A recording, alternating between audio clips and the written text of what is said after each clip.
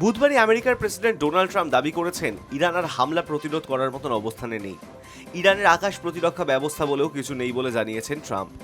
এই অবস্থায় ইরান থেকে ভারতীয় পড়ুয়াদের সরিয়ে আনতে শুরু করেছে নয়াদিল্লি।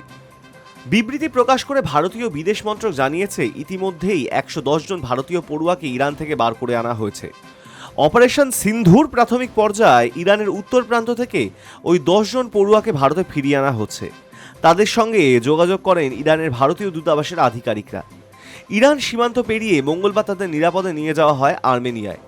সেখান থেকে পড়ুয়াদের গাড়িতে করে নিয়ে যাওয়া হয় আর্মেনিয়ার রাজধানী ইয়েরভানে। তাদের সঙ্গে ছিলেন ইরান এবং আর্মেনিয়ায় ভারতীয় দূতাবাসের আধিকারিকরা। পরে বুধবার সেখান থেকে একটি বিশেষ বিমানে পড়ুয়াদের নিয়ে দিল্লির উদ্দেশ্যে রওনা দেওয়া হয়। গত শুক্রবার ইরানের পরমাণু কেন্দ্র লক্ষ্য করে ইসরায়েল হামলা চালানোর পর দুদেশের মধ্যে সংঘর্ষ শুরু হয়। পরিস্থিতি ক্রমে জটিল হতে শুরু করেছে। এই অবস্থায় ইরানে থাকা ভারতীয়দের সুরক্ষা এবং নিরাপত্তা নিশ্চিত করতে তৎপর নয়াদিল্লি। পড়ুয়াদের নিরাপদে ইরান থেকে সরিয়ে আনতে সাহায্য করার জন্য ইরান এবং আর্মেনিয়ার সরকারকেও ধন্যবাদ জানিয়েছে বিদেশ মন্ত্রক।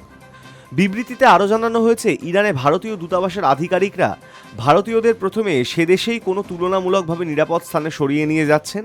তারপর সুযোগ সুবিধা মতন ভারতীয়দের ইরান থেকে বার করে নেওয়া হচ্ছে। ইরানে থাকা ভারতীয়দের তেহরানে ভারতের দূতাবাসের সঙ্গে যোগাযোগ রাখার পরামর্শ দেওয়া হয়েছে। Hi news network.